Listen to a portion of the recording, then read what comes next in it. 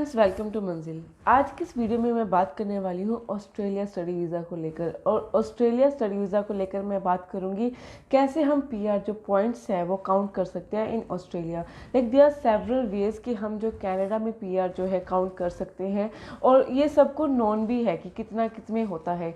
But जो Australia है, Australia में थोड़ा सा ये अनक्लियर है, या फिर किसी ने इतना ऑफिशियली इसको अनाउंस नहीं किया है। तो सबसे पहले मैं आपको बात कर रही हूँ कि 7 कैटेगरीज होती हैं। 7 कैटेगरीज के दौरान आप जो है इसके पीआर पॉइंट जो है वो कंसीडर होते हैं अगर आपने ऑस्ट्रेलिया में पीआर लेनी है तो सबसे पहला होता है हमारा एज फैक्टर। अगर आपकी एज 18 to 24 है, ध्यान से सुनिए, 18 to 24 है, तो आपके जो पॉइंट्स होते हैं वो 25 पॉइंट्स होते हैं। एंड अगर आपकी एज अगर 25 से 32 है तो वो मैक्सिमम पॉइंट जो है आपको मिलते हैं, और वो है 30 पॉइंट्स। उसके बाद जैसे जैसे आपकी एज बढ़ती जाएगी वैसे वैसे आपके पॉइंट्स कम होते जाएंगे। सो जो ये 25 और 32 के बीच का जो टाइम पीरियड है उसमें आप मैक्सिमम पॉइंट्स जो हैं वो गेन कर सकते हैं ऑस्ट्रेलिया के लिए। उसके अलावा जो हमारी आती है वो है हमारी इंग्लिश प्रोफिशिएंसी। आपकी जैसे हम आइल्स देते हैं उसी के अकॉर्डिंग यहाँ पे भी जो है बैंड्स कंसिडर होते हैं। अगर आपके 8 ओवरऑल हैं तो आपको मैक्सिमम पॉइंट मिलते हैं वो है 20 पॉइंट्स। बट अब अगर आपके 7 नॉट लेस देन 8 हैं तो आपके मिलते हैं 10 पॉइंट्स।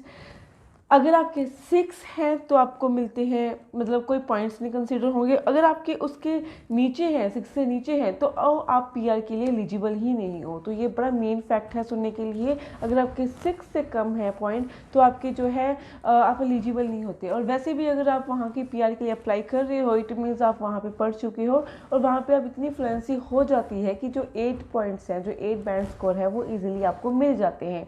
सो मुझे नहीं लगता वो कुछ बड़ा इशू होगा कि अगर आपके 8 आ जाते हैं या फिर 8 बड़ा हो गया है ऑब्टेन करना, तो ऐसी कोई बात नहीं है। आपके आइल्स में 8 बड़े इजीली आ सकते हैं। उसके बाद आती है एजुकेशन। जो थर्ड पॉइंट, जो थर्ड फैक्टर इसमें इंक्लूड होता है वो है एजुकेशन। अगर आपने बैचलर्स की है कोई ऐसी यूनिवर्सिटी से जो ऑस्ट्रेलिया में भी जो है ऑर्गेनाइज्ड हो, वो वहाँ पे भी ऑथेंटिकल हो, तो आपको 15 पॉइंट्स मिलते हैं। और अगर आप ऑस्ट्रेलिया में जाके 2 साल की मास्टर्स करते हैं तो इन दोनों की कॉम्बिनेशन में आपको टोटल जो पॉइंट मिलते हैं वो 20 पॉइंट्स मिलते हैं। And I think so this is a good champ. अगर आप वहाँ पे अप्लाई करना भी चाहते हो तो अगर आप बैचलर्स यहाँ पे कर रहे हो, तो अगर आपकी ऑस्ट्रेलिया में वो अनाउंस है या फिर ऑर्गेनाइज एक यूनिवर्सिटी की ऑस्ट्रेलिया गवर्नमेंट खुद कहती है कि यहाँ भी इंडिया का बहुत अच्छा इंस्टीट्यूट है, 15 पॉइंट्स वहाँ से, और ऑस्ट्रेलिया के किसी भी कॉलेजेस या यूनिवर्सिटी में पढ़ने के 5 पॉइंट्स वहाँ पे। ऑब्वियसली अगर यूनिवर्सिटी में करोगे तो उसके ज़्यादा पॉइंट्स हैं, बट मिनिमम जो आपको है वो 20 पॉइंट्स यहाँ पे आपको मिल सकते हैं। उसके बाद जो हमारी 4th कैटेगरी आती है वो है नाटी कैटेगरी। नाटी एग्ज़ाम होता है जिसमें आपको एक रीजनल लैंग्वेज टेस्ट देना पड़ता है। इसमें आपको इंटरप्रेटर का काम करना होता है किसी भी लैंग्वेज में। लाइक कोई भी लैंग्वेज आप चूज़ कर सकते हो, चाहे वो इंग्लिश है, स्पेनिश है, फ्रेंच है, हिंदी है, एक्सेट्रा एक्सेट्रा, या चाइनीज़ है।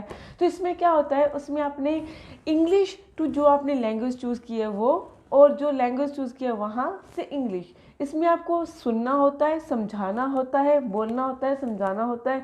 मतलब ये आपको एज ए इंटरप्रेटर का काम करना होता है। सो आई थिंक सो ये टेस्ट बड़ा इजी है। आप हिंदी भी चूज़ कर सकते हो। तो फॉर एग्जांपल अगर आपको कोई लाइन दी जाती है हिंदी में, आपको उसको इंग्लिश में कन्वर्ट करनी होगी, और अगर आपको इंग्लिश में कुछ देना होता है तो आपको उसको हिंदी में कन्वर्ट करनी होगी। एंड इसके आपके जो पॉइंट्स हैं वो 5 पॉइंट्स हैं। तो ये भी बड़ा easy test I think so. And उसके बाद जो हमारा 5th पॉइंट है, 5th फैक्टर है, वो है प्रोफेशनल ईयर।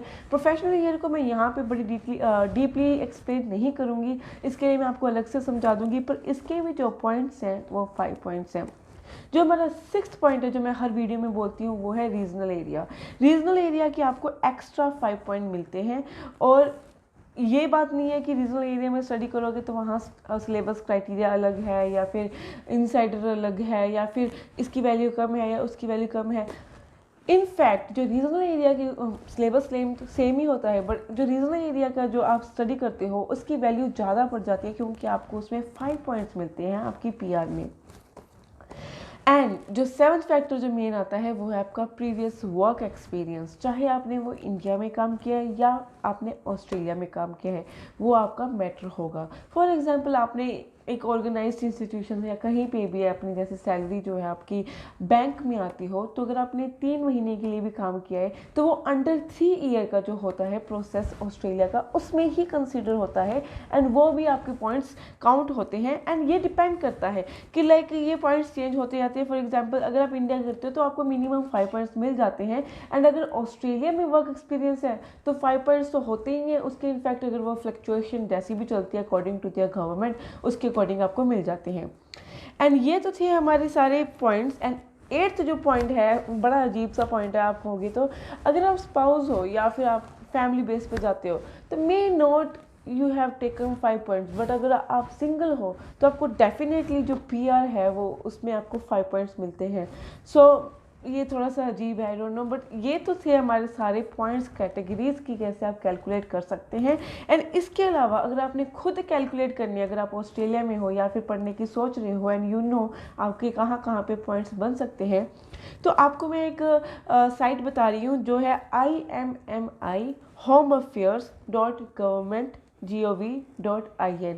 सो इस साइट पे जाकर आप अपने जो PR कैलकुलेटर खोल के वो अपने PR काउंट कर सकते हो, या फिर आप सीधा ही होम अफेयर जो ऑस्ट्रेलिया टाइप कर सकते हो गूगल में, तो आपको ये वेबसाइट वहाँ पे मिल जाएगी। तो वहाँ पे आप अपनी PR जो पॉइंट्स हैं वो कैलकुलेट कर सकते हैं।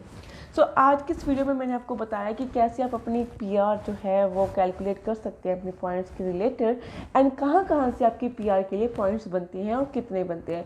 आई होप आपको ये वीडियो बहुत बेनिफिशियल लगा होगा, एंड इसी तरह की और वीडियो देखने के लिए आप इस चैनल को जरूर सब्सक्राइब करना। Thank you.